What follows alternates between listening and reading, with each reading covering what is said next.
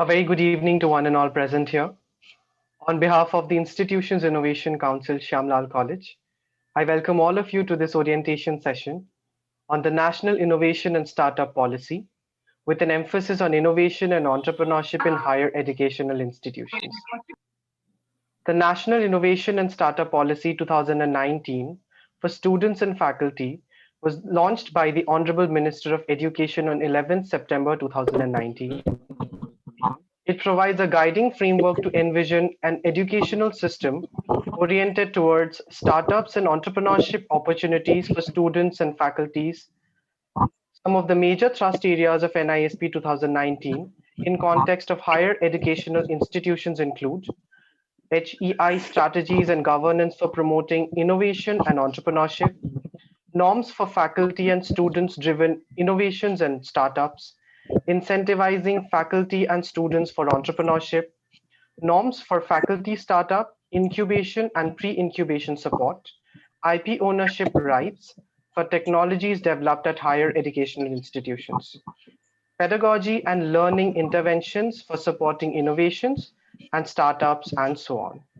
Main highlighting features of the policy include the creation of Innovation Fund for supporting innovative projects and startups by allocating minimum 1% of institutions' total budget, academic break for a semester or a year to work on startups and credits for working on innovative prototype or business models, 2% to 5% equity or stake on startup or company by institutes incubator, and complete ownership of IPR by the inventors in case of non-usage of institute's facilities or resources, and services to be offered by institution in lieu of equity, fee-based or zero payment model, and so on, in order to demystify and enhance the understanding of the youth regarding the innovations and entrepreneurships at higher educational institutions. We have organized this orientation session. Before we proceed, now, I would like to invite Dr. Monica Goyal, convener, Institutions Innovation Council, Shyamlal College, to shed some light on IIC SLC. Thank you. Thank you, Ritik. Good evening, everyone. On behalf of Institutions Innovation Council, Shyamlal College, I would like to welcome our esteemed guest for the day, Professor Bibhu Biswal, an eminent academician and coordinator, Delhi University Cluster Innovation Center. Very warm welcome, sir. Innovation Cell is a project run by Ministry of Education, and in SLC, Institution Innovation Council was established in 2018 under the leadership of our principal, sir, Professor Ravi Narayankar, and then convener, Dr. Kusha Tiwari. As Ritik enumerated certain points about NISP, I would like to emphasize that National Innovation and Startup Policy was launched in 2019 by Honorable Minister of Education in anticipation to realize the dream of our Honorable Prime Minister of making India a 5 trillion economy by 2024. With this policy, he envisaged the role that higher educational institutions can play to convert the present demographic dividends into high quality technical human resource capable of doing cutting edge research and innovation and deep tech entrepreneurship. This policy intends to guide higher educational institutions to promote students and faculty driven innovations and startups, and aims at leveraging the potential of students' problem solving and entrepreneurial mindset and promoting a strong intra and inter-institutional partnerships. Well, to shed more light on the opportunities for students in innovation and entrepreneurship who are looking for startups as career option, we have invited an expert on the subject, and I'm sure we all are looking forward for the captivating session. Thank you. Over to you, Ritik.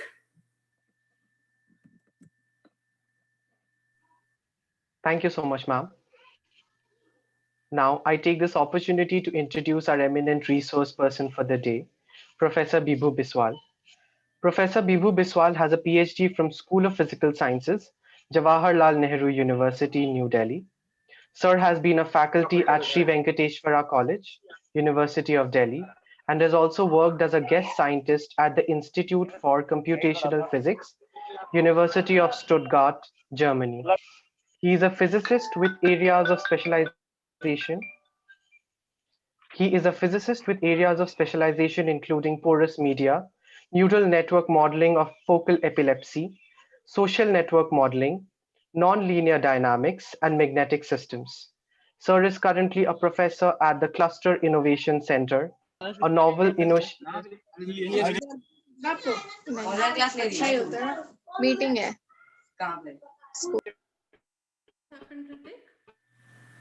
I apologize.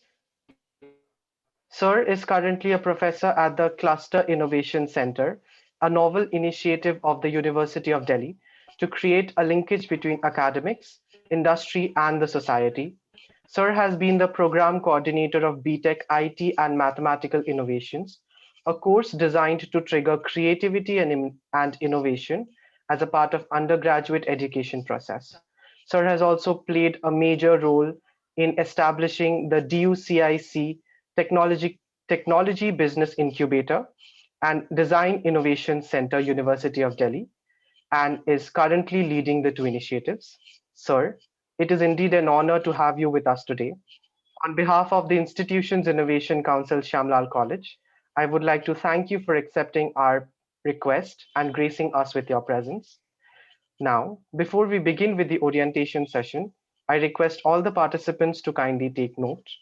All the participants are duly requested to put up their questions in the chat box, which shall be addressed by our eminent resource person at the end. Also, the participants are requested to keep an eye on the chat box for the attendance and the feedback form. Thank you. Now, I humbly request Professor Bibhu Biswal, sir, to kindly take over. Over to you, sir. Thank you.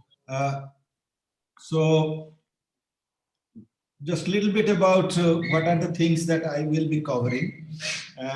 The National Innovation and Startup Policy, as you talked about, in one way or another. Can you all hear me? Yes, sir. Can we please request the audience to mute themselves?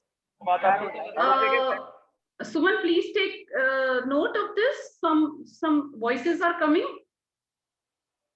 Please mute all the audience.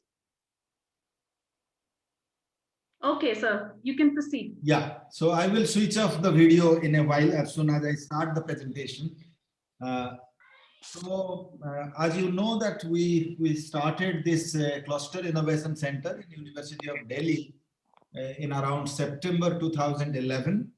And in last 10 years, one way or another, we have adopted part of this policy, which has come up in the last year, the startup policy.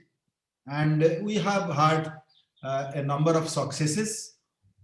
So what I plan to do in the next one and a half hour is give you a overview of what's going on in the university as well as overall in Indian society and to some extent in the world, how students are becoming first generation entrepreneur, what kind of innovations are surviving, what kind of innovations are working, and what the students typically must know if they want to do innovation, if they want to do entrepreneurship, if they want to have a startup.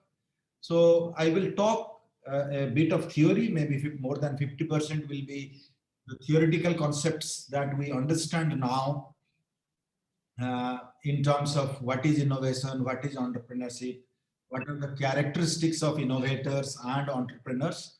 So I will focus a significant amount of time so that one has a broad understanding what these are and what these are not.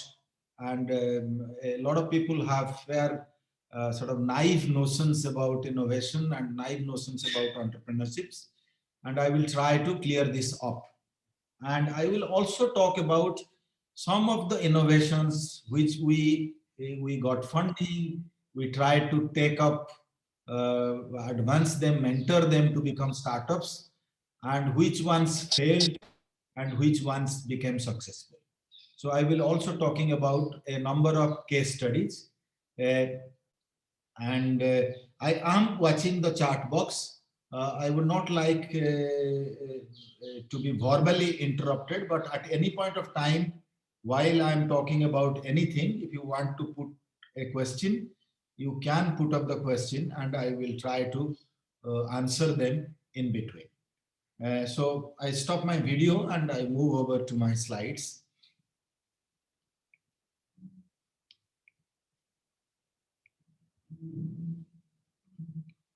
Yeah, so now do you see my slides? Yes, sir. All right. So I'm going to talk about innovation and entrepreneurship.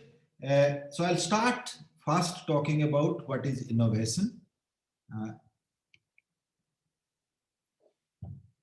The one thing that before we start is that I will define innovation, but one must also know that innovation is, although excites us very quickly, typically the students, when they get an idea, which is kind of a novel or new idea that they think can make money, you get very excited without realizing that an idea per se, even if it appears very, very innovative, does not necessarily go very far. And so you must know before you get into the field of innovation that the success rate of an innovation in terms of reaching people is rather low. And this is why it is extremely rewarding. If you are successful, then it is extremely rewarding precisely because of the fact that only very few innovations go all the way to the users. So how do we define innovation? You might have heard many different definitions from different speakers. As far as this particular lecture is concerned, we define innovation as a new and original disruptive product or process that is likely to significantly improve the life of users through the market or through social organization. Just 1 second, I can't see the chart.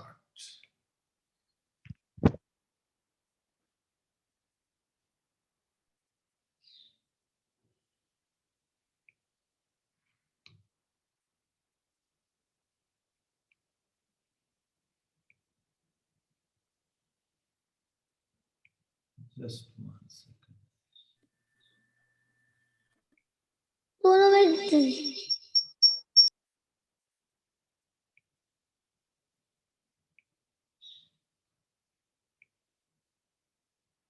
Yeah, okay.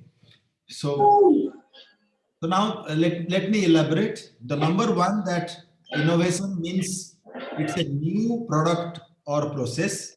Product means a tangible product like a mobile phone or a tablet or a simple design that so a lot of things in the market which one buys, and most of them are innovations one point of time. And it should be a novel concept in the sense that if you are having an innovation, it should have the capability of the user should agree to give up his older product and adopt your new product or process. For example, you use Uber, you use other things which are not products, they are services, and the services are designed around a process, but the process is also a new and novel process and we use it. So this is what I essentially mean, that innovation has these characteristics, that it's either a product or a process. It must be new and novel, and it must somehow disrupt the market in the sense a user will give up the old product process and adopt the new product and process. The second component is that it's not necessary that innovation must go to market. Yes, there are innovations in policy, there are innovations in NGOs. So innovation is, as long as there are users and people are benefiting from it, it is innovation. So a product or process which reaches the user either through the commercialization channel of market or the social channel would continue to be what we call innovation.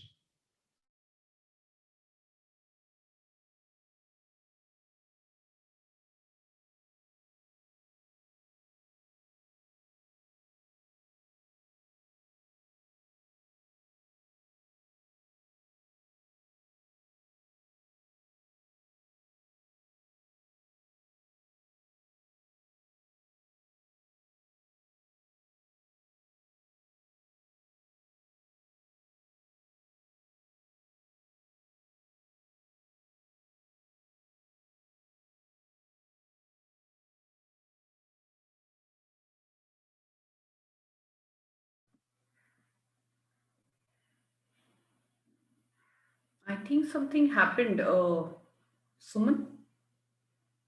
Suman? Yes, ma'am. हाँ sir का screen चला गया ना? I think he is disconnected. Yeah. है ना? Let us wait for him to rejoin.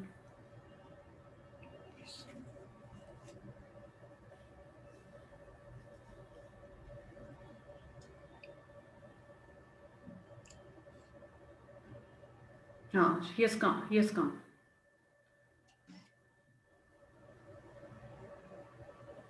So can you hear us? Yeah, can you hear me now? Yeah. Right. Sorry. We can hear you. Okay, no problems. Disturbance in the network. All right. No problem. So the first thing is that something innovative does not necessarily mean that it's an innovation.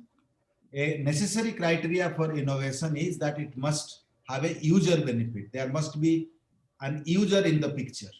So just getting excited with an idea and doing it in the college and or the university and making a product and making presentation would not necessarily mean that it's an innovation. It's an innovative activity, but not necessarily innovation. This is what we understand by the international definition of this concept. The second thing is that that there are some types of innovation. So the two main types of innovation are product innovation and process innovation. In product innovation, we have what is called organizational innovation. Most of many people you must have seen use this Gillette razor blades, and we know that that these blades are all patented. So this is because the innovation is happening at an organizational level, and the organization meticulously designs new products, and before it brings the products in the market, it patents it. So there is a IPR protection. So you cannot copy the Gillette blades and sell it yourself. So this is what we call organizational innovations with IPR protection. This is the standard way of building big companies and big profit model from innovation. The other thing is that you have seen this particular product prevalent in India. We call it Pakkad. So you can use it to lift anything, any utensil while cooking, and it's actually a fairly ingenious innovation. You see that it's entirely made out of a wire. So a simple wire has been just bent around to create this product, and it's used.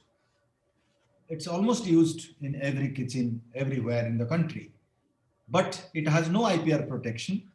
There is no owner of this innovation, and anybody can sort of build it and sell it.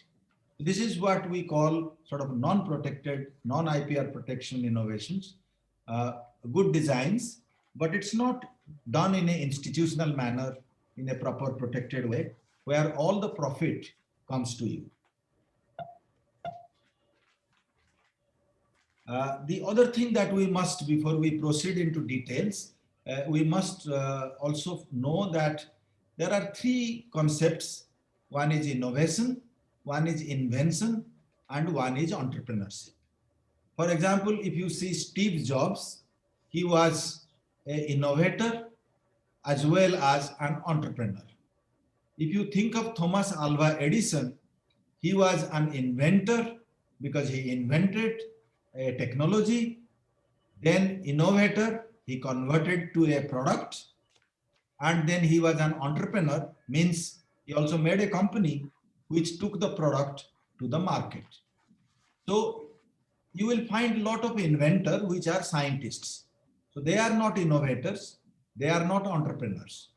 They have the knowledge to invent things which public wants, but they do not know how to convert the technology or the idea to a product. Innovator is normally the person who takes an invention and makes a usable product out of it. Inventions are invariably patented. Innovations need not always be patented. So an inventor and innovator together often produce products or processes for people. Entrepreneurs are the one who actually make money. Most often, if you see the current unicorns, it is the innovator who is entrepreneur. So before I proceed, I must emphasize that all the students who aspire to get into innovation as a career, even for a short period of time, you must, just doing innovation will not be enough. You must have entrepreneurial skills to be able to take your innovation to the market. Otherwise, if you are able to patent your innovation, you will probably make some money. But if you are not able to patent your innovation, then, and you are not very enterprising, then most often your innovation will just vanish without producing any wealth.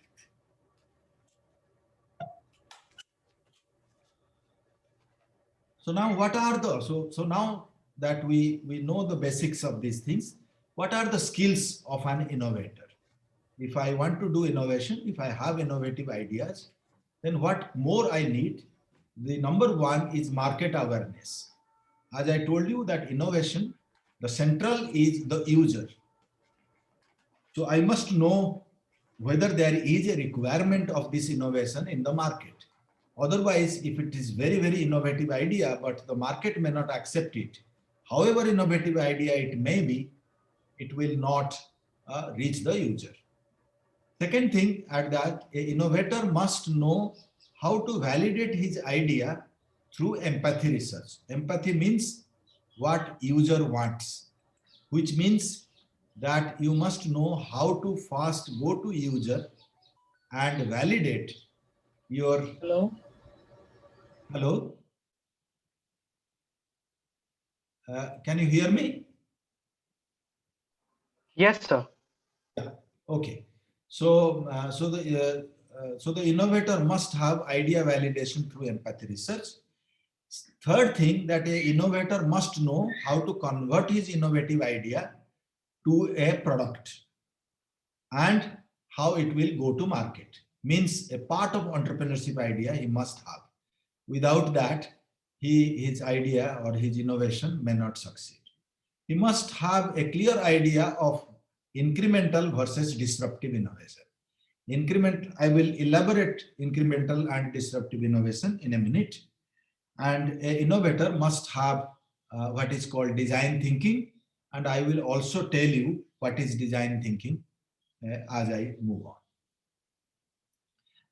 Currently, of course, because of internet, because of WhatsApp, Instagram, Facebook, Twitter, the innovation of earlier times has moved to somewhat digital space. Therefore, an innovator must also have a certain amount of digital skills now. or at least hire people with digital skill who can help him to take the innovation to the market. So these are some specific skills like sense making, novel and adaptive thinking, transdisciplinarity, because many of your innovations will require input not just from one subject domain but from many different subject domains. You must have social intelligence, like understand how society works, how society is evolving. You must have a new media literacy like Instagram, Facebook. If you how to advertise there, how to pitch, brand your products there. You need to often use computer. You need to know how to manage a lot of people in doing group discussions and things. You must have a very, very sense of perfection and design mindset. You must have cross-cultural competency in the sense that you will make a product which will be used by different ethnic groups, different language groups, different religious groups. So you must cater to that. And a lot of your business and collaborations and product development will probably happen through virtual collaborations. Right now, for example, I am taking a orientation course through a virtual collaboration. So you must know how to use the virtual space to advance products. So having defined that, let's move to aspects of innovations. So there are various aspects of innovation that we must know. The first aspect, as I told you, that it must be a new product. So there must be change or newness in your innovation. So a fundamental change in a significant number of aspects is an essential requirement. Innovation requires change, but change does not mean innovation. Just by changing something, it does not become innovation. So any idea, practice, or material artifact perceived to be new by the relevant unit of adoption is what is innovation. So it can be within the organization. So there may be within the organization you are making, say, for example, a mobile phone, and the mobile phone already has n number of hardware and n number of mobile apps. And anybody can come up with a new mobile app or a new camera technique or a new lens. So even if you can component-wise make innovation leading to a mobile phone which is more innovative than what is available in the market. So the implementation of internally generated or borrowed idea, whether pertaining to a product, device, system, process, policy, program, or service, is what we call organizational level newness adoption. Then there is, once we have newness, we have to know the level of newness. So there are typically 5 stages of newness. The lowest stage is what we call incremental. So the incremental innovation, for example, in case of a vehicle, an incremental innovation would be to putting a parking sensor. So you know that when you are reversing the vehicle, there is a sensor which warns you that there is obstacle. Now this is a simple, so the sensors exist. You just took those sensors and fitted to the car, and your car has a new feature. So this is what we call incremental innovation. It gives you some advantage in the sense that if other cars don't have it and your company car has it, then if people are trying to select cars, this particular feature may prompt them or impress them to find your car more innovative. The second level of newness is what we call a substantial innovation. A substantial innovation is what we call, in the car case, would be a remote engine diagnostic. Now you know this Zoom car. Zoom car uses this remote engine diagnostic to find out if you rent a car and the car is having a breakdown on the road and you call your car rental company. The car rental company can actually use the remote engine diagnostic to tell you what is the problem. So this is a fairly high level of innovation in the vehicle market. It's also used for many other things. Your your indicator showing instantly what kind of fault you are having is also this electronic device that checks your engine and interprets the fault signals. So this is what we call substantial innovation. Then there is what we call the radical innovation. The radical innovation is, for example, hybrid engine technology. You have a car which is running both on CNG as well as petrol, or it's running on electric battery as well as on a fuel. So you have a hybrid engine technology, which this needs a fairly high level of technology. Radical innovations normally come from invention of radical technologies. The level of newness, also what we call disruptive innovation. So disruptive innovation means you have an innovation which replaces the existing product. For example, we had the DVD player. The DVD player was, it replaces the VCD players. And then, as you know, that we had in all computers DVD player, which is now vanishing, and we have the pen drive. So you have innovations which are disruptive in the sense that it's very easy to place them in the market. Almost everybody who was using the earlier product will now move to the new product. So digital camera is one example of a disruptive innovation, which replaced the old camera, which completely vanished from the market. And typically, the disruptive innovations make good startups. Then there is what is called dominant innovation. Dominant innovation is something, an innovation which everybody uses. It normally happens at the technology level. For example, the QWERTY keyboard. When the QWERTY keyboard was made, almost every computer moved to the QWERTY keyboard. Similarly, there are other innovations which in mobile phone, for example, as soon as Apple made a particular user experience and user interaction profile as the basic medium of smartphone.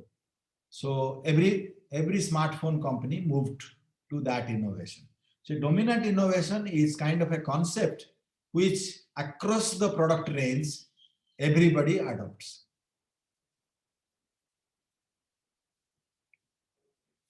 So from this, we normally tell that we have something called an innovation matrix.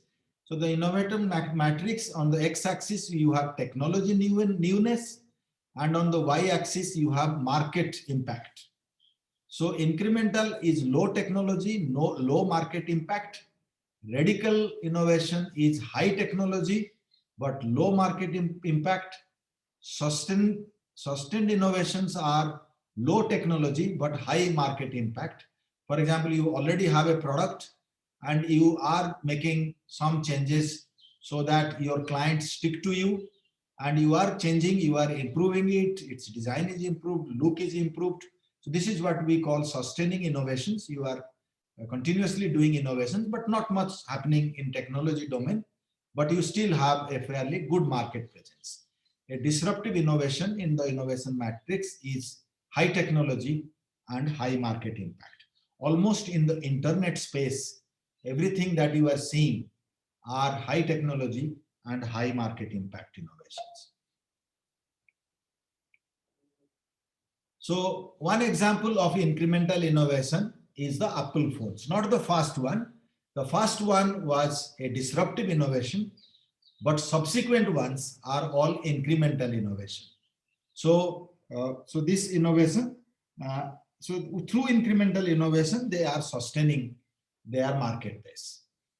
So in incremental innovations do not have what you call the radical technology change, but it has a certain amount of change to retain the market dominance. Disruptive innovation, as I told you, is one best example is that it really your product enters the market and displaces all the existing products, and you very quickly grow and dominate market until someone else comes up and disrupts the market. A digital camera is one of the best example of it. Sustaining innovation is opposite of disruptive innovation. iPhone is one example of sustaining innovation because it's a high-end product. So in a sustaining innovation, what you have is that you typically change user experience, user interaction. You do not change so much of the technology, but you must always know, you create a niche market and sustain that market. And radical innovation, as you see, are driven by technology, steam engine, then we move to railways, telephone, automobile, electricity, computers, internet, and now in recent times we have blockchain technology, genome sequencing, robotics, energy storage, artificial intelligence, machine learning. All these things you see are what we call radical innovations. Then there is another kind of innovation which happens at an organizational level, which does not happen so much at individual level, which we call strategic innovation.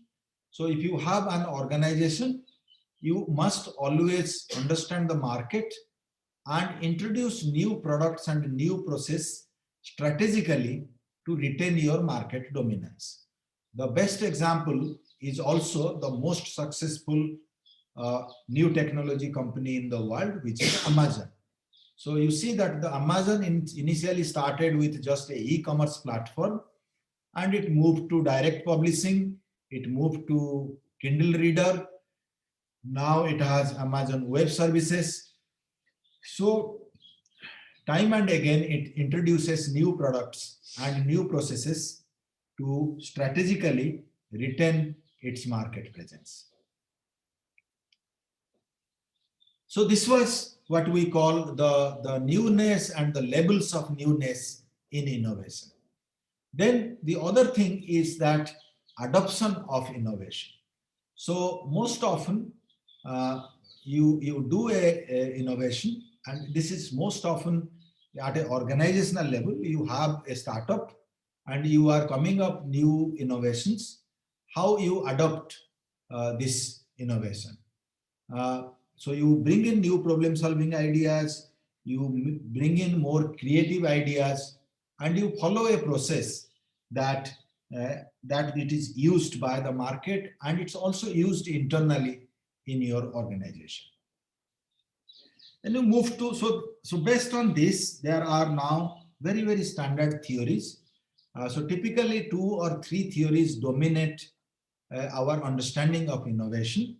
It's important for you to also understand it so that if ever you take up innovation as a career option, you must also know that where you are placing yourself. Because once you know where you are placing yourself, it would also determine how you will grow and how far you will grow. So this was proposed by Everett Rogers, what we call diffusion of innovations. So in the diffusion of innovation is defined through a technology adoption curve, which is a bell-shaped curve, where the innovators are actually very, very small. So Steve Jobs, Bill Gates, Mark Zuckerberg, all these will follow in this 2.5%, which we call innovators. They are first to adopt an innovation. They are typically young, social, high society groups. High society because they take tremendous risk when they do get into innovation. They don't mind losing a lot of money. They don't mind losing a lot of years. They are not scared of losing years of life and a significant amount of their wealth to see if their innovation goes to the market. And they have very close contact with scientific sources, and they interact with other innovators so that they know what all technology and products are available in the market. Their risk tolerance is extremely high. So this is what we call that the top percentage, the top, so 2.5%, these are the top guys whom we call innovators. Then there are around 13 to 14% who also make a lot of money. Almost all innovators in India who have made startup in last 10 years and have actually become billion-dollar companies fall in this category. This is called early adopters. Means they see innovation elsewhere which has not come to their market, and they very quickly adopt that innovation and create products or services for their own market.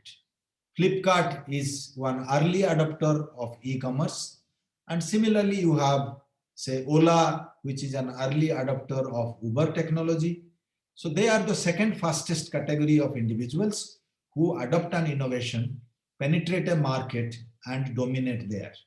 They are also typically young, high social status in the state, in the way that they have money and wealth, and they take tremendous amount of financial risk and career risk.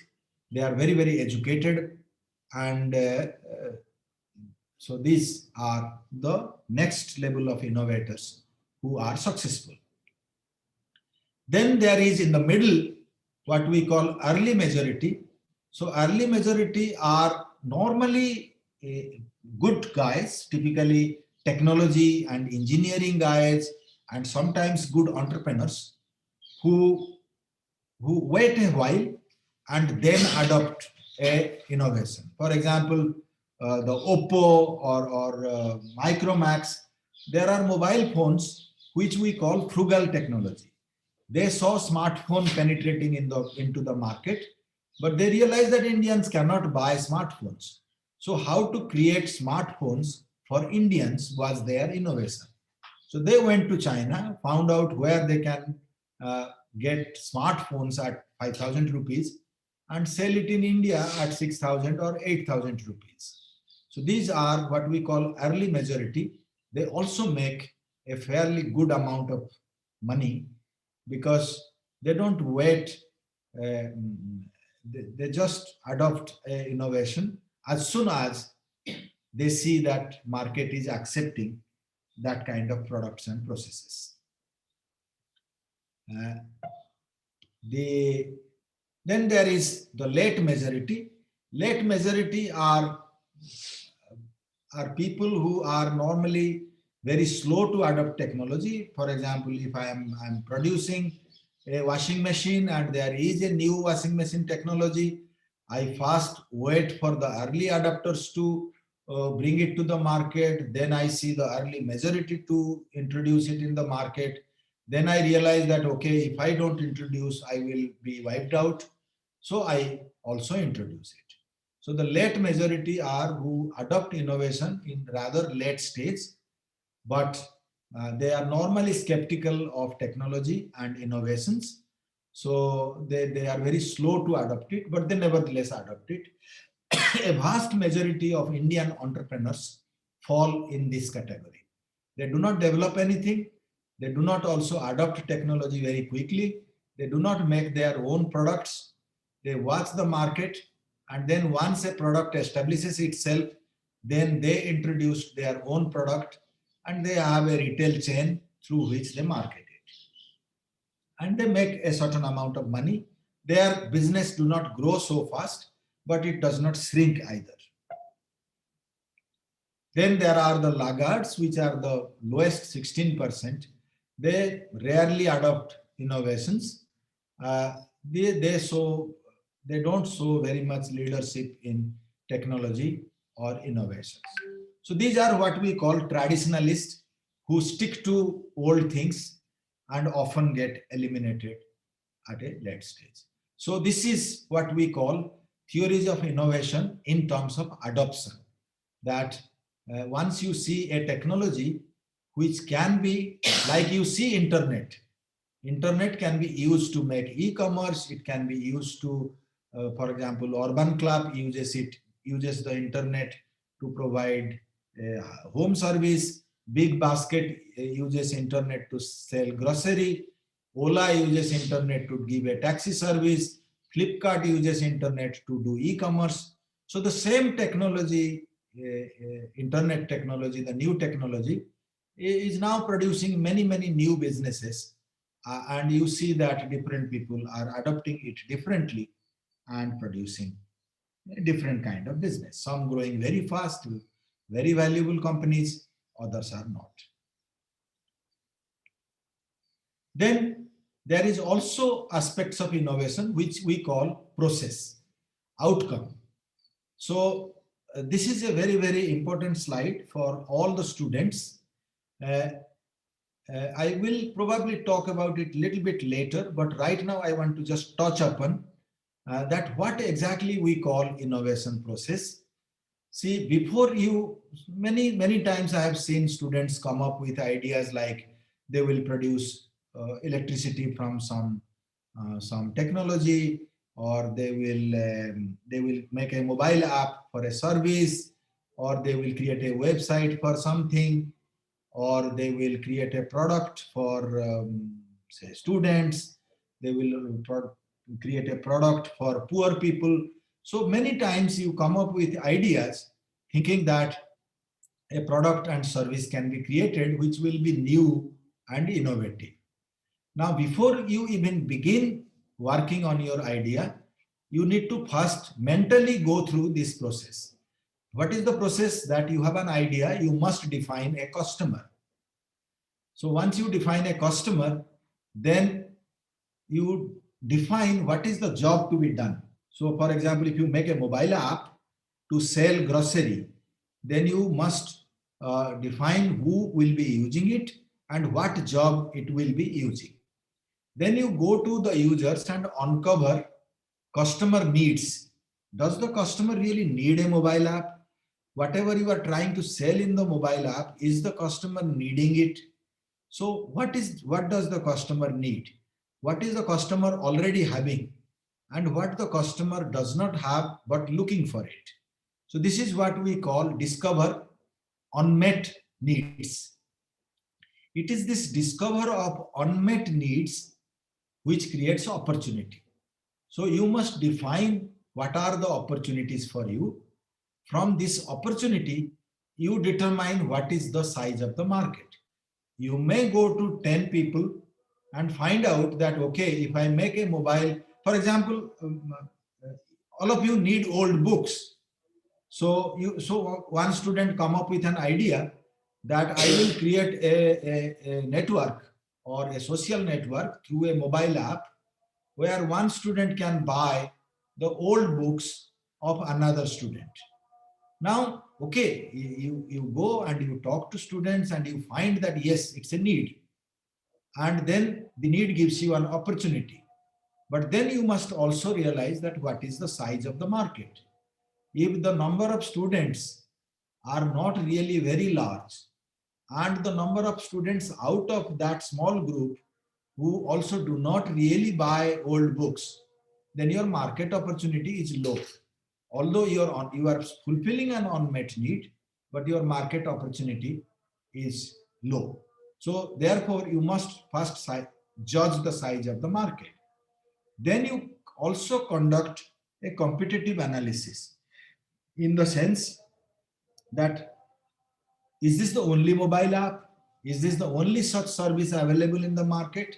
If there are already such services, how will you beat those services?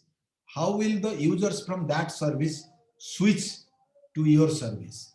So you have to do a competitive analysis, and then after the competitive analysis and the market opportunity and the unmet need, you make your fast innovation strategy.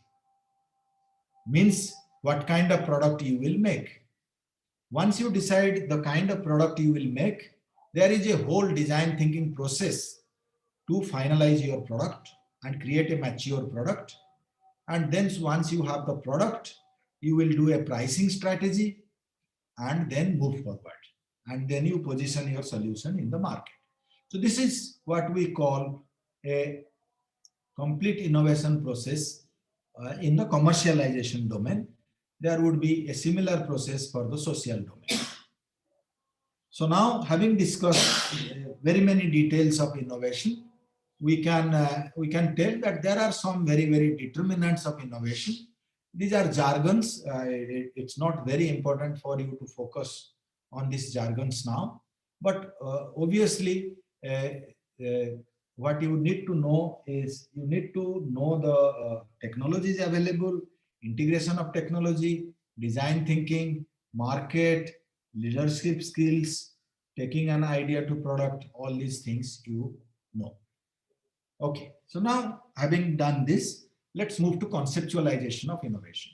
So now innovation is a creative and serendipitous activity. Serendipity means that a lot of times it just hits you.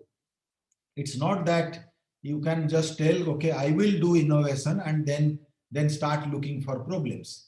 Many times the problems or the solution just come to your mind and opens up an opportunity and you start. But beyond that, it still needs a practical and institutionally embedded activity. Means you need a incubator, or you need a co-working space, you need a funding ecosystem, you must have enough mentors to take you forward. You must know if you must have access to a full ecosystem to do that. You may ask that, okay, not all innovators had it. Maybe Steve Jobs, he could produce a computer in a garage, but that was his time. In a very, very early stage, this is possible.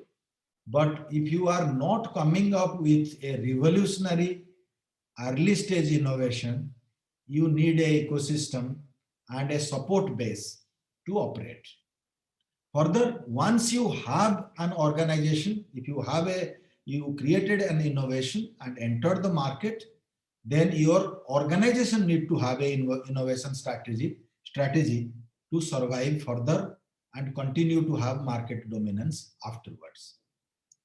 So this is what we call organizational innovation. So you will have a technology development in your organizations, and you will have also a service production, service domain in your organizations. So you need to have also you not just innovative products and innovative processes. You also need to have an organization which has an innovation culture. This is also very, very important, because if you do not have it, then you may create a startup, but this startup will die out before it makes money. So there are some, in every management institute, we have innovation and entrepreneurship programs or papers and courses, and management gurus have understood innovation in a fairly deep way by looking at successful innovations. I'm now going to spend around 10 minutes on this, particularly two very famous Drucker and Schumpeter. These two management gurus have made very unique theories about innovation, and I will talk a little bit about it, because almost every innovation can be bracketed in this. So now you see here that innovation, there are 5 types of innovation. You can create a new organization or a new kind of industry. You can create a new source of supply. You can open up new market. You can have a new method of production, or you can create a new product. So you see the creation of new product is the top level innovation. The remaining ones often happens at your institute or your organization level. So in theories of innovation, there are sources of innovation. Some innovations, of course, come from a flash of genius. Suddenly one idea hits you, like Mark Zuckerberg got an idea of connecting a bunch of students in a network, which then evolved to what we call, what it has become now as Facebook. So this is, of course, a flash of genius, where a brilliant innovative idea grows to become a worldwide product. Otherwise, most innovations, most successful ones, are not actually a flash of genius, but very, very sustained research and sustained product development activity and sustained market penetration activity. Okay? So this is why it's important to understand Drucker's 7 sources of innovation. The 7 sources, 4 are what we call the internal sources and 3 are what we call external sources. So I just quickly go through this. May I know how long I have?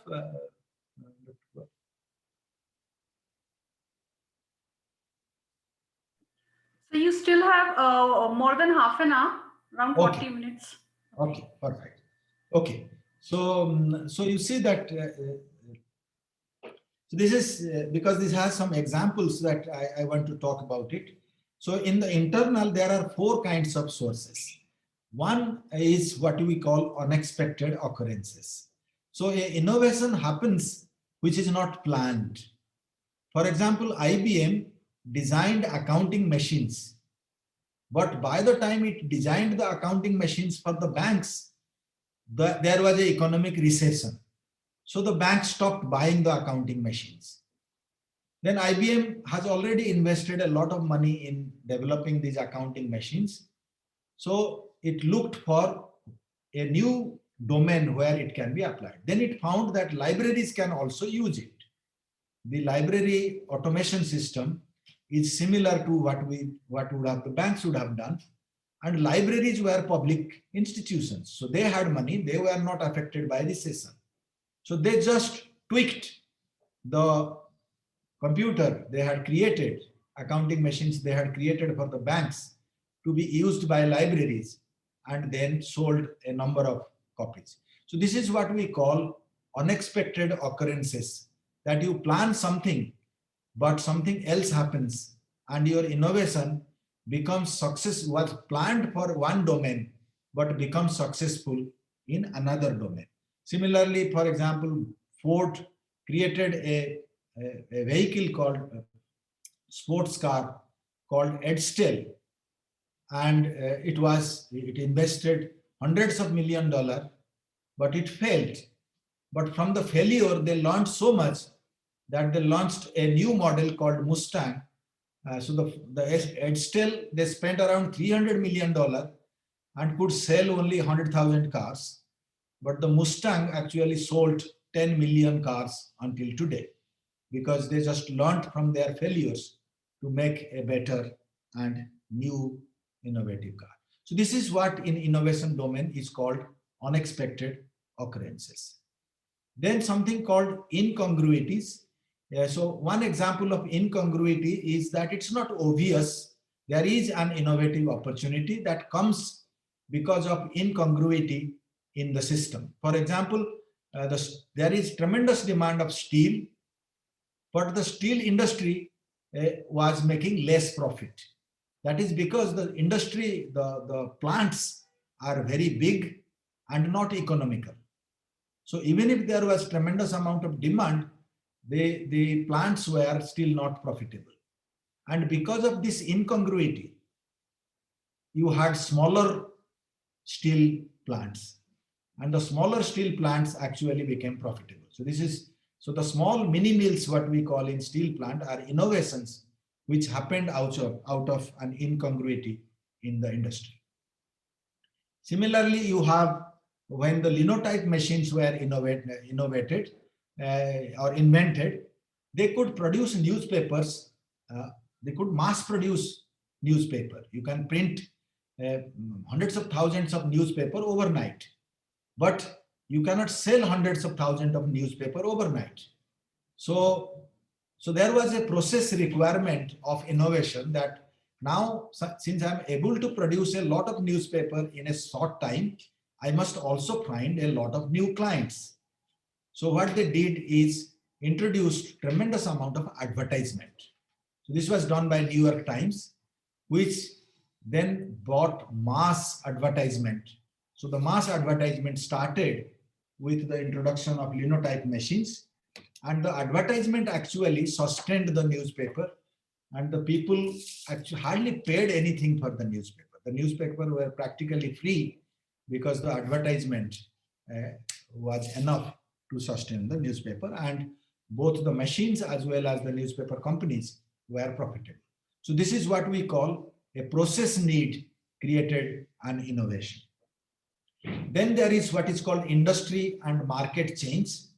For example, a simple example is, for example, we had earlier only hospitals. Anytime you fall ill, you go to hospital. And sooner or later, people realize that for small problems, I don't need to go to big hospitals. It's cumbersome. And you have what we call now clinics. So this is what the market changed, and the market needed a different, same service, but in a different way. And you have this. Similarly, you had earlier individual investors. You want to invest, you go to a consultant, and then this consultant will tell you in which shares you want to invest. Now it doesn't happen that way anymore. You just go to companies, investment firms, or banks having investment wings who help investment. So this is what we call, there is an industry and market change which opens up opportunity for innovation. So these are what we call internal opportunities. Then what is called external opportunities. One external opportunity is demographic change. For example, now a lot of young people doing traveling. Earlier, young people did not have money to travel. Now young people want to travel, but young people do not have a lot of money. So they need cheap accommodation. Comes the opportunity for Airbnb, which gives you, or OYO. So there you find that as there is a demographic change, there is a new kind of requirement which opens up new business opportunity. Then there is what is called change of perception. Change of perception, a bright example is that we are actually all becoming healthier. But there are companies which tell that no, you are not healthier. You can do ABCD to become more healthy. And then you offer you products. So you are seeing it as half full. They tell you no, it's half empty. And then pitch products. So this is what we call change in perception. You can always sell an exercise equipment or a Fitbit or any such kind of products by just changing the perception. So this is what we call change of perception, creating an opportunity. Then of course, what we call scientific, technical and social areas of opportunity. A new scientific idea comes, for example, solid state technology came for storing, data storing, and very quickly we had flash drives. You had Facebook, Twitter, WhatsApp, Instagram, all this coming from internet space. Many of you might have heard about Gunj, which takes old clothes and convert them to almost new usable products, cloth products. So this is a social innovation. Grameen Bank, which goes to microfinancing at village level, so gives small loans at low interest, and entrepreneurial people make money and pay the interest, and it works. So you see, this is new knowledge, new scientific knowledge, technical knowledge, or social knowledge creates an opportunity for innovations. So it's important that all of you understand this. I will now skip most of my slides on innovation and go to what we give you some examples of which innovation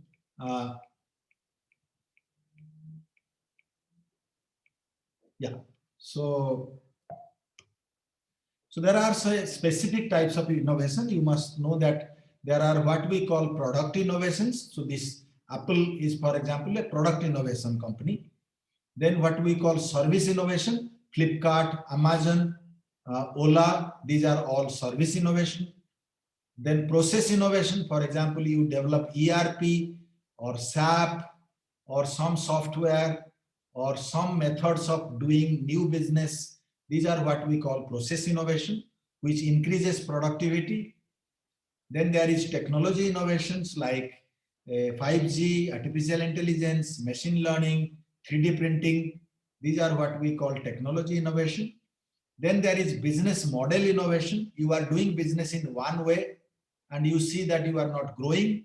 So you completely change your business model maybe you change your customer base or you change your branding. So there are very many ways you can change your business model. So these are you do this when the market gets saturated or demand goes down. And then there are marketing innovations like branding, like advertisement. And then there are social innovations. For example, we know there is a village in Maharashtra where a person introduced water harvesting, and the village has now, the agriculture became extremely profitable and produced many millionaires from this simple studies. Now, to understand this, let's go to some of the case studies. Now, these are students from CIC, means undergraduate students who tried innovations, and I'm going to talk a little bit about their innovation. So here is 3 students. They found that the students in schools are not doing enough hands-on activity. They do not know how physics or chemistry or electronics or mathematics is used in making products.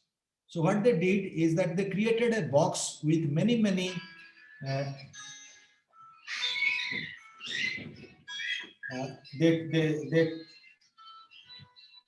they created a box with many parts and a booklet, and the booklet had 42 activities. Means page by page, the book tells you how to use these things to make 42 products. And while telling you how to make the products, it's also telling you how the product is using your physics knowledge, how it is using your mathematics knowledge or electronics knowledge. This is to make you appreciate that the theory that you are studying in school is also useful in technology. This was a very good idea, but the only thing is that this box was very expensive, of the order of 15,000-16,000. They established a couple of labs in the schools. They tried to penetrate the market, but it did not work. And eventually the company closed down. So here you see that the market placement and the market understanding was low. The product was needed very much in the market. As you know that Atal Tinkering Lab, a government initiative that started afterwards, this was what they were trying in 2015. By 2017, government introduced what is called Atal Tinkering Labs in every school, which is basically this. And so this idea was successful, but this innovation was not successful. Here are some students, they realized that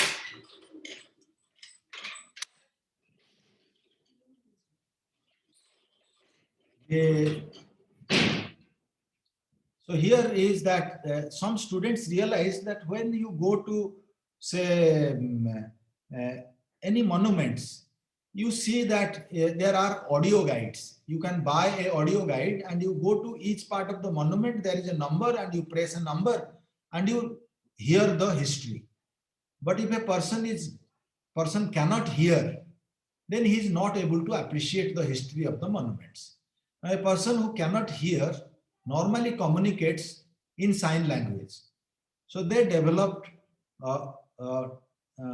tourist guides in sign language.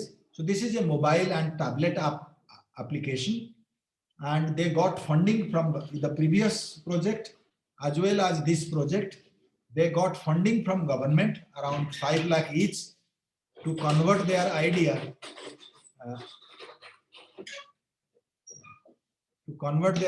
to a startup, and they converted the idea. But again, this idea was not successful for a very different reason. The number of people who are actually needing this application is very low. So you don't have enough market base. So the only way this product could have been successful is if an NGO takes it, or the Ministry of Social Justice takes it, or ASI takes it. So this is what in innovation domain we call stakeholder problem. That you are doing an innovation which you really cannot go and sell in the market, but you can sell it to an organization. When you do such innovation, it is fast, it's much better that you, before you do the innovation, before you spend money in the innovation, you should actually go and talk to the stakeholders and develop the product only if the stakeholders are interested. Otherwise, they are unlikely to be successful. Here is a product. Whenever we design logos, we do not know whether this logo will infringe on an existing logo. So here are two students who developed a computer software where any new company who makes a new logo can just submit the image file, and this computer software tells if the logo is matching with any existing logo anywhere in the world. So this was a service for patent lawyers, IPR lawyers. But again, these students were very good in making the product, but they did not simply have any entrepreneurial skills to make business out of it. So it was a very good innovation. It was a very good product, but they simply did not know how to take it to the market, and it died out. Here is a bunch of students who designed mathematical games which you can play and simultaneously learn mathematics concepts. They got funding to produce 50 games, but after making around 6-7 games, they realized that it's not profitable. They tried to sell it in Amazon, Flipkart, but unless you have a very, very strong distribution base or enough money to do a very strong advertising, it is very difficult to sell a large quantities of these games. So eventually, this also died out. And these are a students who created a mobile app. Daily at 5 means after office, you want to go to a club, or you want to have a tennis match, or you want to play cards. So there are many things you want to do after office, and you are looking for like-minded people. So they developed a mobile app to have that, but they launched it, but there was not traction. Not many people adopted it, and it died out. Means they did not have the market assessment for this. I deliberately talking about these products because these are innovations which died out because of not conforming to certain things that I said before. Of course, I am also going to talk about what became successful, and what we found in our ecosystem is that students, entrepreneurs are more likely to be successful in innovation rather than the other way around. If you are a good innovator but bad entrepreneur, your project is most likely to fail. Whereas if you are a good entrepreneur but not so great innovation, it is more likely that you will be successful. So having said that, what exactly we mean by entrepreneur? So there is a simple definition of entrepreneur, that this is a one who aspires to create a new business out of a new idea or an existing idea. This I have. And then there is a difference between entrepreneur and startup. Startup is a rather young company founded by one or two more entrepreneurs, which develops a unique product or service, and it must grow very, very fast. That's essential. A definition between a company and a startup is that a startup, because of its disruptive product and process, grows very, very fast. So both are created by entrepreneurs. So an entrepreneur is a person who continuously seeks and acts upon opportunities for economic and social gains through applying the principle of creative problem solving. The creative problem solving is the innovation. So a person who adopts systematic innovation to create wealth, that's what an entrepreneur is. He creates jobs for others, he promotes constantly innovation and change, and he builds enterprises. An entrepreneur is typically an innovator, organizer, a very good leader, can delegate tasks and combine output, very, very independent minded, must be confident that what he is doing is going in the right direction, respond to changes quickly, takes calculated risk, and is unaffected by failures. Means even if it fails, it starts a new enterprise. Flexible, adaptive, takes initiative, builds teams, has a very good understanding of market and society, and knows how to mobilize resources. So all these are what we call the traits of an entrepreneur. So there are types of entrepreneur. Maybe I quickly go to the characteristics of entrepreneur. So an entrepreneur is naturally resilient, agile, tenacious, and passionate. He respects innovation, frames the challenge, builds the organization, builds commitment to the organizations, observes on uncertainty, and take risks to navigate user space. These 6 characteristics are extremely important if you are wanting your innovation to reach market. Many times, innovators do not have these characteristics, and it is advised that if you do not have these characteristics, look for a partner who has these characteristics and build a team where one is good in technology and innovation and the other one is good in taking it to the market, building the organization, running the organization, and taking it to market.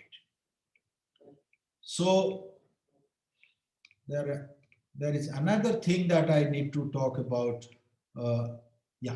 So then there are innovation. The entrepreneurs can be classified into 4 categories. There is what we call innovative entrepreneurs. So Mark Zuckerberg, Steve Jobs, Thomas Edison, the big innovators who also made big companies come in the category of innovative entrepreneurs. Even the Indian unicorns like Flipkart, like Ola, these are also but they did not do much of innovation. They just adopted innovation, and they are called imitative entrepreneurs. They are very successful. For example, Ola, these 2 students from IIT, they very quickly adopted this Uber technology and introduced a company in India which dominated fair amount of time and competes with Ola. Then Fabian enterprises are typically those who are cautious. They don't want to grow very fast. They want to grow slowly, first have a foothold, first become successful at one place, then gather some more money and take very calculated risks. A lot of students that I have encountered are typically Fabian entrepreneurs, and their companies do not grow very fast. Then there are what we call drone entrepreneurs, means they don't adopt new technology. They have a market. There is a steady money coming. They don't want to do anything new. They don't want to expand. They don't want to grow. So there are tremendous amount of business in India, which are entrepreneurs in the sense they are opening business here and there. They are doing their enterprising, but they are drone enterprises. There is now in India, for example, this policy, startup policy that we talked about, government is now bringing in a social culture of entrepreneurship.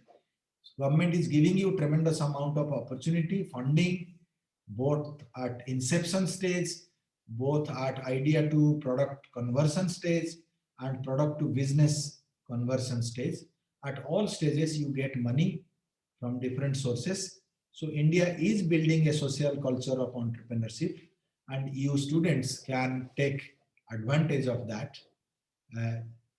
things. While I have said this, you must also understand what are the barriers to entrepreneurship. If you do not have a viable concept, then your enterprise might fail. If you do not have market knowledge, if you do not have the technical skill, you want to make a website, but the promoters do not know how to make a website. or you do not have good design skills. So you make a bad website and your business fails. You want to penetrate market needs say couple of 100 units. You need money and you don't have any resource to capital to produce. So even if you have an opportunity, you cannot enter market. Lack of business know-how, family pressure for security. Most of the students I have seen get very excited with the idea, but when it comes that, okay, after you pass out, maybe 1 year you will not earn any money, then half of them drop out. You think that, okay, no, my friends will join jobs, they will go ahead in career, my business is not likely to be successful, then I will become junior to them in companies. So the peer pressure or the family pressure is a barrier to entrepreneurship. If you have that, it's not advisable that you get into innovation and entrepreneurship space. So peer pressure and family pressure are barriers to entrepreneurship. Time pressure and distractions.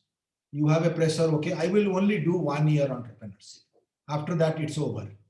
If you start with this kind of things, then it doesn't work.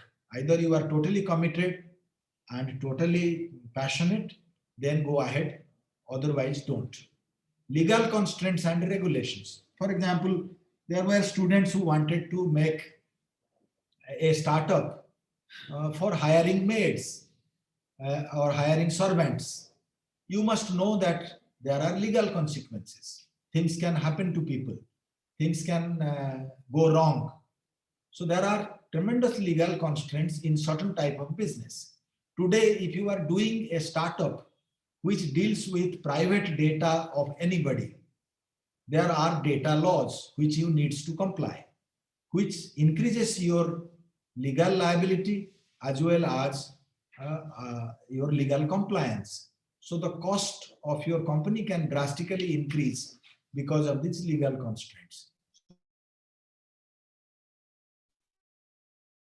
So we can skip all this.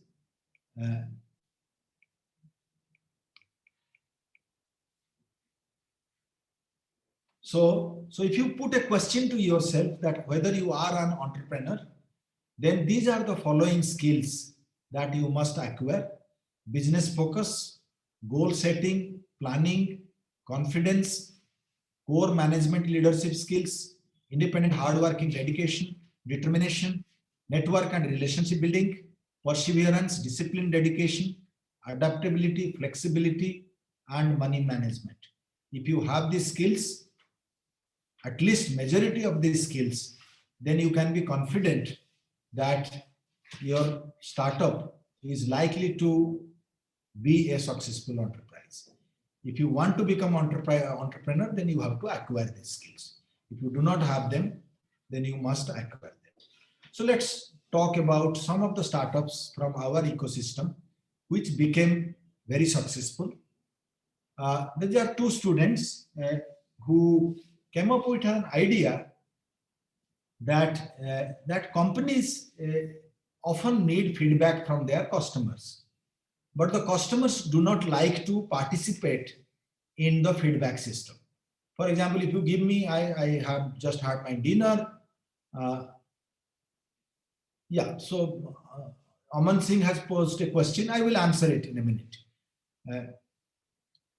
So what they did, they thought that those were the days of gamification, and they thought that they will prepare the questionnaires that a customer needs to fill in using software which is gamified. Means you play some games, and through the game you will be occasionally asked questions and you answer that questions, which will be the feedback to the organization. So gamification of customer feedback was their original idea. But when they started building the application, they found that even the gamified feedback is not acceptable to people. There was not very much difference between a gamified feedback or a non-gamified feedback. But by that time, they had already developed how to use the feedback for business intelligence. how to analyze the feedback and create a dashboard for the organization to improve its business. It is this second idea which has lot of takers in the industry. So they moved to the second idea. They did not hold on to the first idea. So the second idea immediately got a 25 lakh funding from an accelerator in Bangalore. Then they moved there.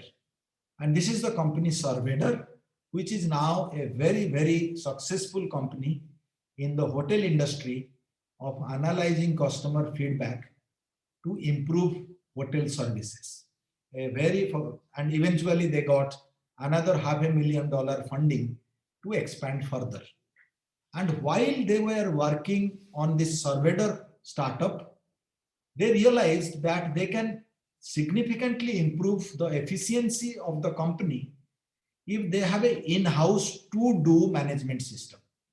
Everybody working in a company has a to-do list. These to-do list can be integrated of every employee to create a new system where the efficiency of the company can increase drastically. So from that idea, they created a new company which is called Work, which is a Delight Tree workflow automation app. And this recently got a $3 million funding from Silicon Valley, and they have now moved to Silicon Valley to run both the companies now from there. So this is a very, very successful idea.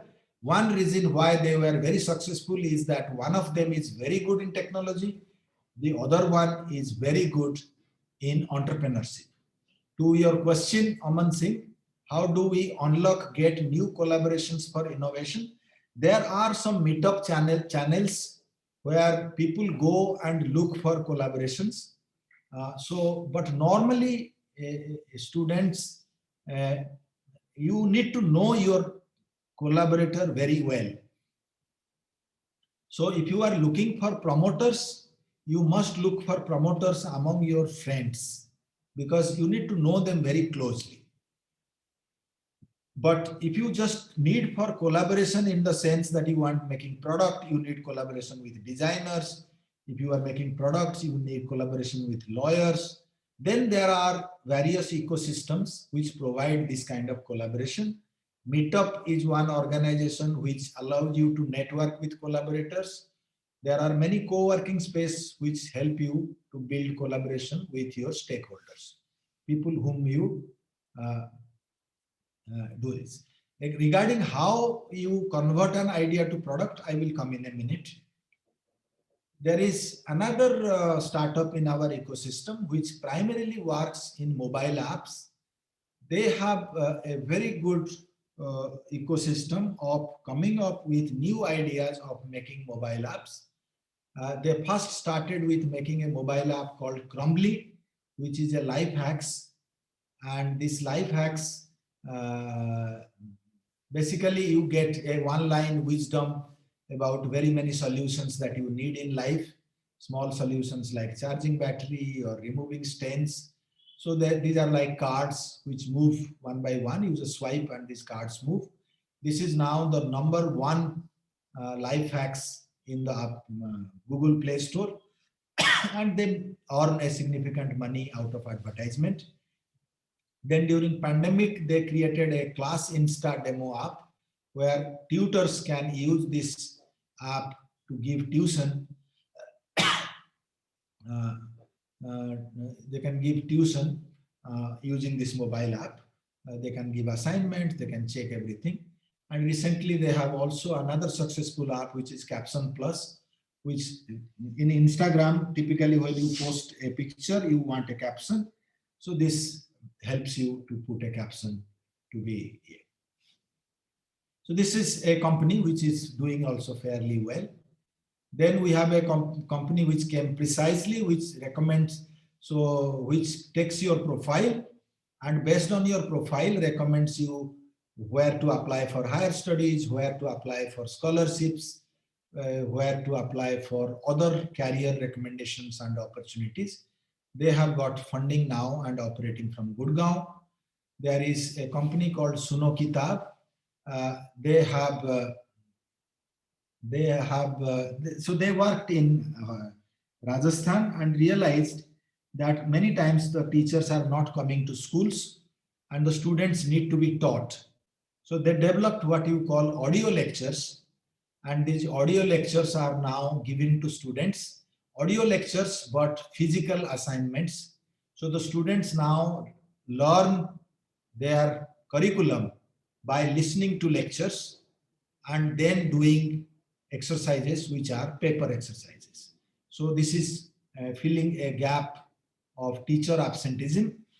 So this is also a startup which is making money to survive. There is also a student who came who wanted to do design of some new products. So there is a new material which is made from weed plants, and this is like linen. This is called hemp, and he introduced introduced many new designs in hemp fabric and is now running a fairly successful company. Okay, so maybe I just devote the last 5 minutes to quickly tell you that how idea to product to wealth happens. Number one, that we are actually now all over India, there is a culture of startups and every institute is growing to create an ecosystem where startups can happen. But at the same time, you know that startups have a very low success rate. The death rate is very high. So unless you are very, very passionate and willing to take certain amount of risk, you must not enter it.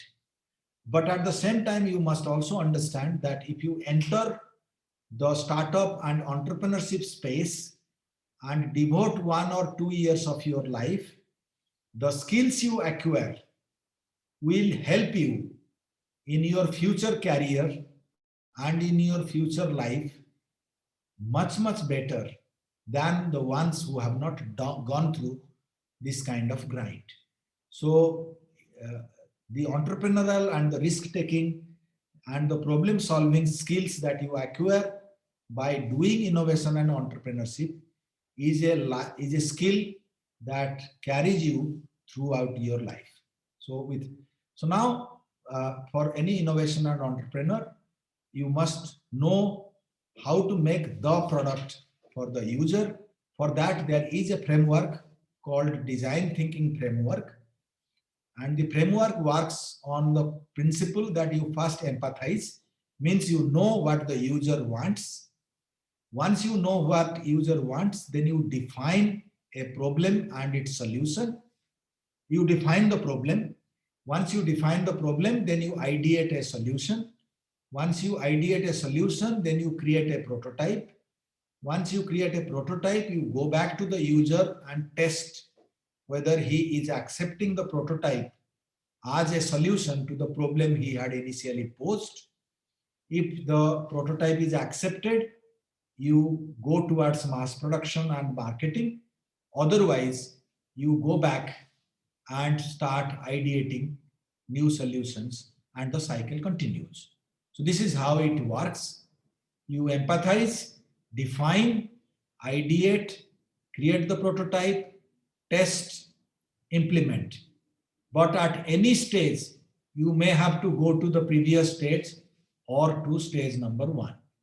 Anyone who short circuits this process invariably produces a bad product and fails. So these are the 5 key steps in making a product or a solution: that you define the problem, you define the solution, then you define a brief of how to convert the solution to a prototype.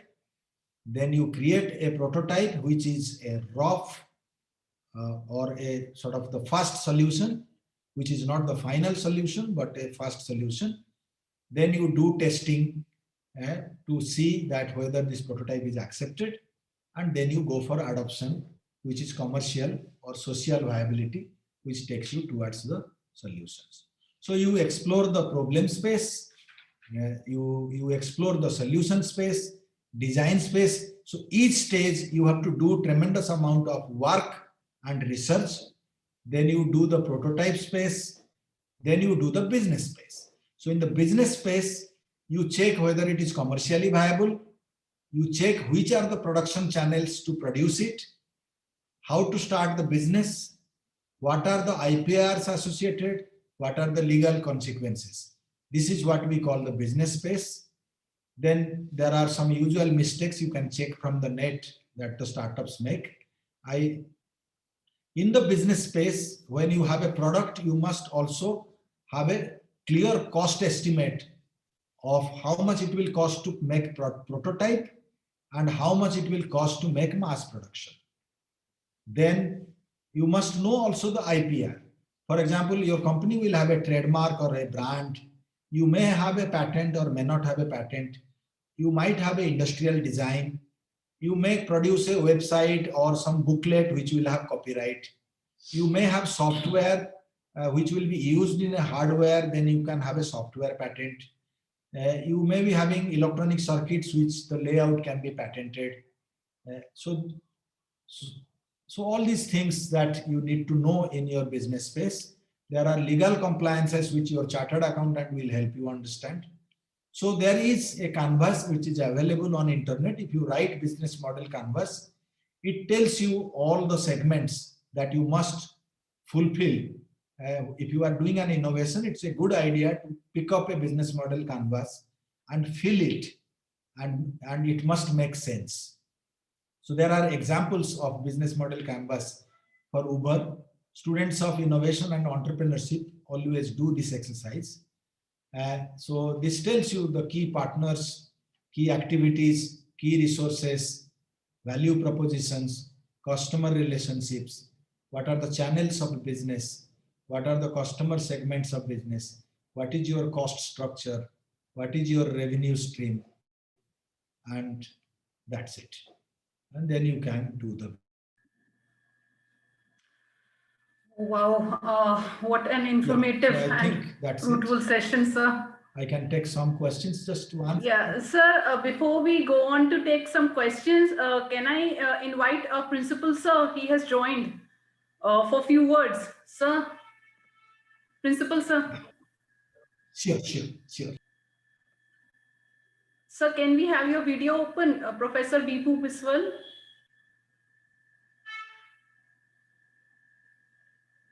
Please, yeah. Yeah, thank you, sir. The sir has joined. So, sir, please, can we have some words of wisdom from you? It was such a fruitful session. Thank you, Dr. Monica. And at the outset, I apologize for being late. Actually, I was struck up somewhere, so I was unable to reach on time.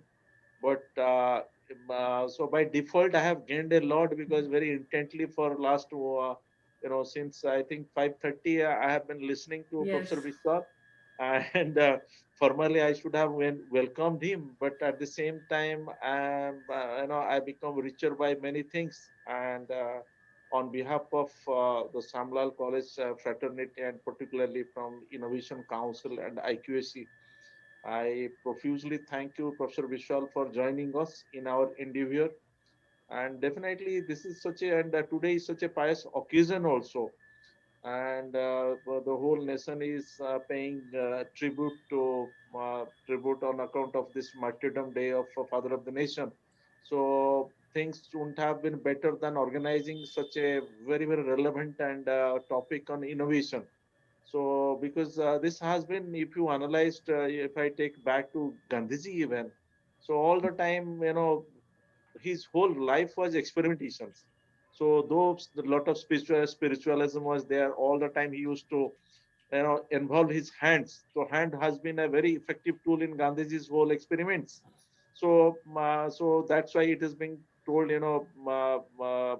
body, mind, and his hands are all the time. He has been experimenting with a lot of things. So that's why I'm further, I take this opportunity with my students and all the dignitaries here also to pay tributes, glowing tributes to the Father of the Nation for enlightening us and going in that path of innovations for the betterment of the nation itself. And I am very happy that so many youngsters, almost 100 plus youngsters are gathered here to exchange ideas and to learn and to and the particularly I like the way Professor Vishwal has told you and given a lot of practical examples also. So these should be your takeaways, because you know a lot of ideas that incubate in your young minds and you just jump at those ideas. Well, ultimately, you know, you should not be, you know, your spirit should not be dampened.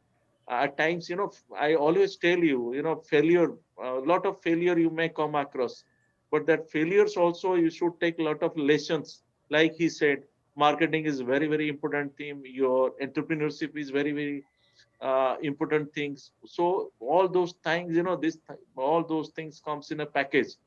So you should not lose your head even if you come across as a failure. So because and I have been telling you that there are very few studies available on business failures. This being a man from business, I always pinpoint. So nobody likes failures. So there is no studies or very less studies about failures. So you will find hundreds of success stories, but it will be always better to critically examine those failure stories. So you yourself take it upon you, what are the causes of their failures. So then you will learn a lot. So I won't take you much time. So there might be a lot of questions, and I would also request Professor Vishwal to help you galvanize your, you know, thinkings, so that you can incubate those incubations of ideas can come into reality. So because he is at a place where he can really help you out. So group of students. So without taking much of time, I congratulate Dr. Monica Goel and the IQEC team also. And once again, thank you, Professor Vishwa. And over to the students for their queries and something like that. Namaskar. Thank you, sir. Thank you. Bhumika, can we have some queries? Let me first answer this chart queries. Okay. Okay, sir. Then maybe just one by one I answer. So the first question is, how do we unlock, get new collaborations for innovation? The answer to this is, it is normally spontaneous. If you look for collaborators, you lose out a lot of time. So it depends what you are talking about innovation. If you are talking about idea to product, you can find collaborators. For example, Design Innovation Center can be your collaborator, an incubator can be your collaborator, your teachers could be your collaborator, your fellow student who knows some programming could be your collaborators.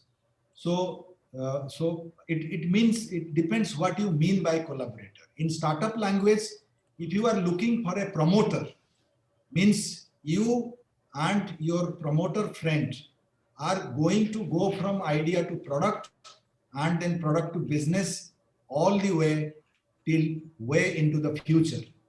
Then that's a separate situation. If you are talking about collaborators where people will just collaborate with you to also make money. For example, you make a mobile app for some service, you will find many collaborators in advertising and many collaborators in other business who can also use your platform.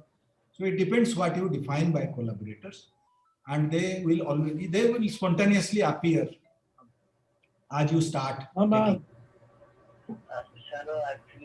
Okay. The next question is from Naman Goel. We have Suman, आपको mute होना पड़ेगा. Sir is taking queries. Okay, sir, you can take. The next question is Naman Goel. If we have any idea to do something new, then how to execute it?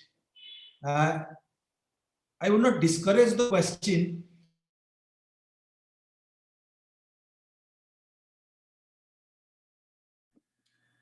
I think sir has muted himself. If you take up an idea which is interesting, but you don't know how to make it a product, then it is most likely not going to work. If you think of making a mobile app, but you do not know Android, you do not know the programming language, then you have to be a very rich person to do it. You must have lakhs and lakhs rupees yourself to hire a mobile app maker to make the product. Because even if you make the mobile app and launch it, it would need still daily maintenance. It would still need daily expenditure. So just having an idea is essentially nothing much in an innovation and entrepreneurship stage. It is only if an idea makes you see all the way the market and sees that you can do most of it to reach the market, then it's a good idea. Otherwise, you will always be, there will be so much expenditure and so much dependence on external agencies and external factors that you will drop out very quickly. So just a new idea is not something good if you do not know how to execute it. You can find, so someone has commented, we can find people on LinkedIn also for collaborations. Our experience has been fairly bad on this aspect, that to find the right collaborator on LinkedIn is not so easy. There are a lot of people exaggerate their own profile, and you will be getting offers from many of them which are fairly useless when you actually get into interaction with them. So I do not know what kind of collaborator you are looking for. My students have looked for many different kind of collaborators in LinkedIn. Sometimes it works, but fairly at a low level. Even in funding, they get low level of funding. Whereas if you go and pitch in an industry association, or you go and directly pitch to an accelerator, it's much more successful. So my feeling is that right now, because of pandemic, co-working spaces are closed. Otherwise, 99 Springboard or Viber, there are certain co-working spaces. They were actually very good space to find all collaborators. But unfortunately, they are now mostly closed. To be, Rituraj Anand is asking, to be innovative, do we always have to be optimistic or realistically pessimistic so that we can foresee any risks to the idea? At an early stage, almost as the inception stage, this is a good idea.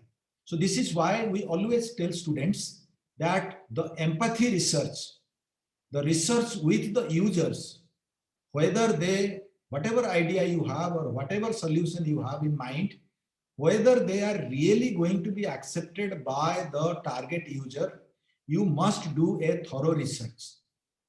During that research, if you find sufficient negative feedback, then don't proceed. But once you have done a sufficient empathy research and going into the stage of ideating a solution, you have to be completely optimistic. You cannot have simultaneously partly optimistic and partly pessimistic to go forward, because from that point onwards, it is a high expenditure business. Part of the expenditure is real money that you will be spending, and part of the expenditure is also the time you will be spending in it. Your time also has a money or a value added to it. So you are spending, for example, you would get a job of say 25,000 rupees per month. You have now decided to follow your idea. That means you are investing that 25,000 rupees into your organization, because you are now not getting that salary. So there is a lot of factors. So I do not believe that once you decide to go for a startup, any kind of pessimism is permitted. It has to be completely optimistic, ready to risk. Otherwise, you will not be able to take risk. You will be tentative, and those things will pull you down and make you fail. In this competitive world, it is very challenging for startup firm to sustain. What should they do to sustain? It's a very specific question to kind of startup you are doing. I did talk about many different kind of startups. If you are in a high technology domain with a disruptive idea, then of course you have to quickly get investment and dominate the market.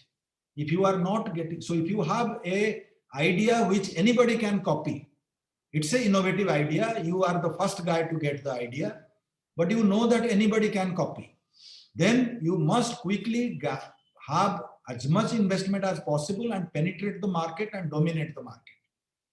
Because in ideas that can be copied, it is winner takes all. If you win, you are successful, otherwise you fail. So the only way to sustain is having investment, having more users, not allowing competitors to come in and displace you.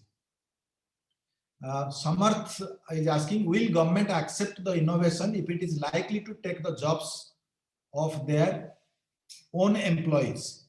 I don't think it's relevant.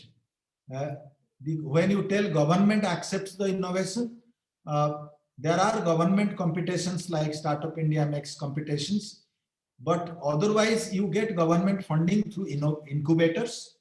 The incubators get money from government. Incubator invites application, you pitch your idea to the incubator, then the incubator finds money for you. So if the incubator normally has people who knows whether a idea will be successful or not, and then they give you money and you take your idea towards a product and then towards a startup. I do not think you need to bother whether government accepts your innovation or not. Which approach is better, optimistic or pessimistic? Obviously, it's optimistic. With the help of SWOT analysis, we can know both the strength and weakness. Knowing the strength and weakness of your organization, of your product is possible, but idea, it's not possible. Idea needs to be validated through empathy research. Once you have the product prototype, you can do SWOT analysis.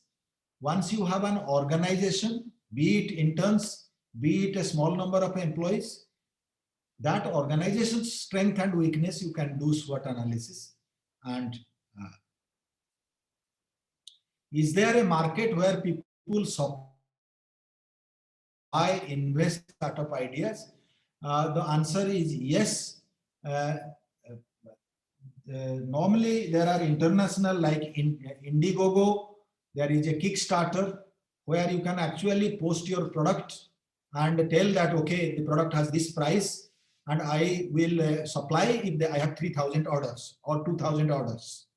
So this is a way people draw investment by pre-buying option. Otherwise, there are incubators, there are accelerators, and there are investors, forums, where you can pitch your idea to get funding. How do we unlock new collaborations for innovation? I have already answered. Yeah, that's all. So I have answered all the chat questions. If anybody has any verbal question, I can address, otherwise it's done. Thank you, sir. Thank you for answering the queries of the participants. It was such an inspiring session, and I'm sure it is going to help the budding entrepreneurs and innovators. Does anyone have any more questions? Okay, so may I now invite Kriti for the formal vote of thanks to the sir. Kriti.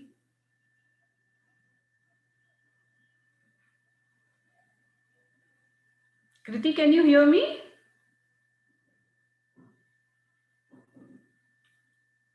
Okay, Suman, can you please unmute Kriti?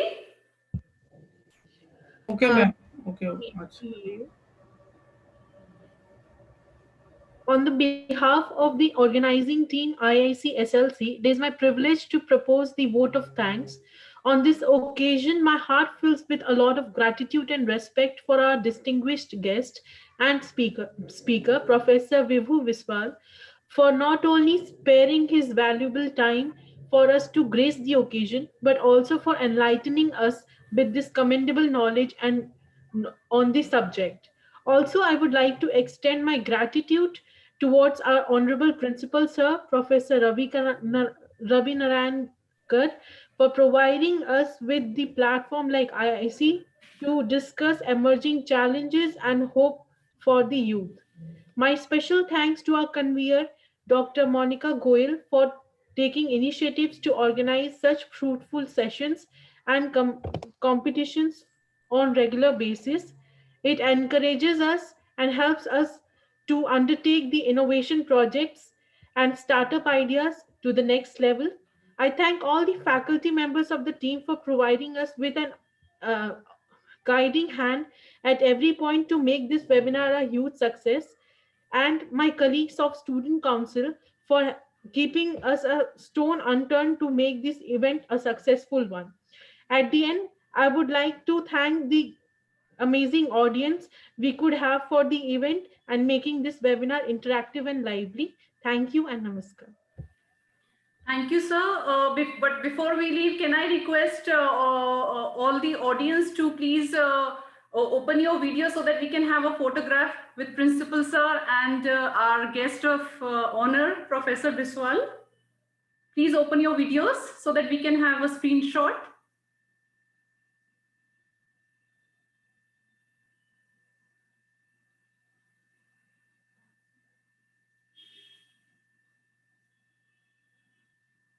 Okay, I think it is done. Thank you, sir. Thank you for sparing your time, valuable time for us. My pleasure. It was such a nice and informative talk. Thank you, sir. All right. Thank you.